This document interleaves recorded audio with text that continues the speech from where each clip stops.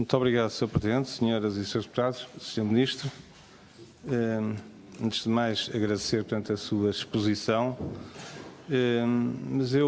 porque precisamos de saber o que é que pensa o Governo e o que é que pensa o Sr. Ministro sobre um conjunto de matérias, nomeadamente as matérias dos quais tem competência, nomeadamente uma matéria muito sensível para todos nós, tem a ver com as matérias da valorização do interior, da valorização dos territórios de baixa densidade.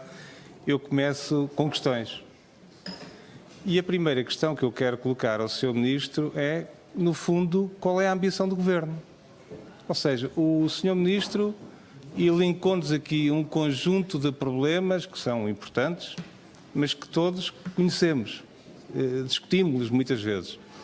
O Sr. Ministro disse-nos aqui, ou focou algumas das agendas temáticas, que são as agendas da temática europeia, da sustentabilidade, do crescimento, da competitividade, do crescimento inteligente, do capital humano, matérias que são importantes enquanto agenda, mas nunca nos disse qual é a ambição do Governo. O que é que o Governo quer?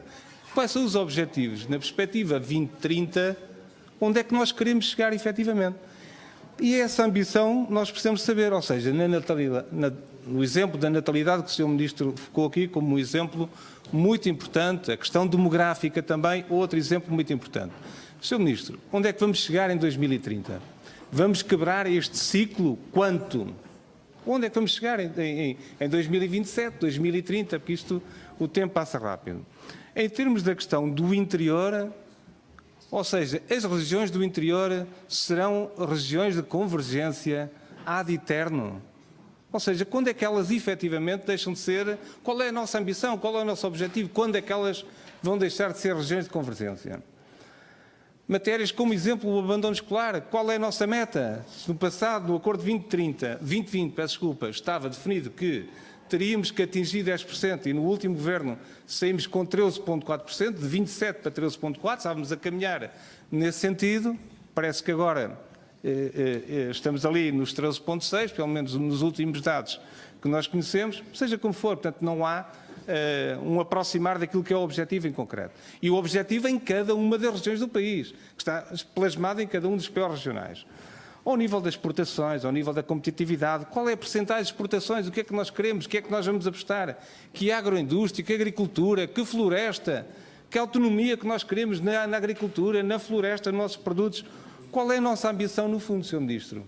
Isso era importante na perspectiva de quem está a trabalhar e que quem quer contribuir positivamente para uma perspectiva de futuro, perceba também do Governo que nos dê pelo menos algumas pistas de objetivos concretos onde quer chegar. Não vimos nenhum, Sr. Ministro. Talvez agora na resposta que o Sr. Ministro nos venha a dar, nos possa ajudar, nomeadamente nestas matérias, mas temos muitas áreas muito importantes, como a área social, a área da saúde, a área da educação, que nós devemos ter metas, objetivos, devemos ter ambição. Uma pergunta umbilicalmente ligada a esta tem a ver com os riscos que nós estamos a ter neste momento de corte de 6% dos fundos comunitários. Cortes estes que vão incidir, ou na perspectiva que existe neste momento, incidir precisamente no Fundo de Coesão, aquele que nos permite convergir e que permite convergir as regiões de baixa densidade, as regiões do interior, as regiões do Fundo que são de convergência. Por isso, se nós perdemos essas verbas, quer na perspectiva do Fundo de Coesão, mas também se perdemos estas verbas ainda mais agravadas na perspectiva da PAC, significa que os nossos territórios rurais ainda vão ficar mais penalizados nesta negociação. E a pergunta é, o Governo português mantém a ambição da qual o PST concordou e apoiou de procurar garantir o mesmo montante que nós atingimos no acordo de parceria, sendo que o período era de maior dificuldade, em que se desconfiava de Portugal, das capacidades dos portugueses e, de certa forma, até fomos castigados de todos os erros que o país fez, nomeadamente o que nos levaram à bancarrota. Outra matéria que nos parece importante sobre esta matéria é, se a resposta for positiva, que o Governo tudo vai fazer para atingir o mesmo montante, ou superior, a pergunta é, o que é que o Governo está a fazer também na perspectiva de contrariar os atuais indicadores europeus que levam a que a discriminação ou a distribuição dos fundos seja diferente e penalize Portugal. o exemplo dos indicadores introduzidos, as migrações, da defesa, etc., etc., das questões demográficas, alguns indicadores que nos penalizam. O PSD fez uma sugestão, tem feito uma sugestão sistematicamente, precisamente centrando na questão que o Sr. Ministro falou, que é, por que não um indicador sobre os territórios de baixa densidade demográfica? É uma matéria sensível para nós, sensível para as questões de convergência. O Governo fez alguma coisa sobre esta matéria, tem feito para inverter essa tendência. A questão do emprego qualificado jovem também, que é um dos indicadores que está em cima da mesa, ou do emprego. Esse indicador atualmente prejudica-nos. Ou seja, quando nós temos os países do sul da Europa, a Grécia, a França, a Espanha, a Itália, a receber mais do que receberam no passado, e Portugal vai receber menos, parece-nos a nós uma situação injusta.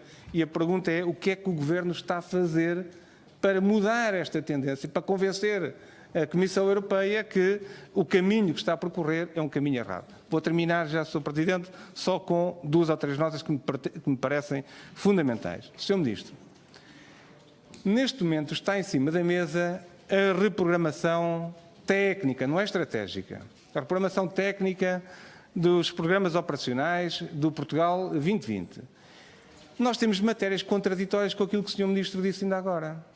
Se uma das apostas, há dias foi feito um embrulho de 1,7 mil milhões de euros, que é sempre o mesmo dinheiro dos mesmos fundos, aqueles fundos que ainda não aplicaram.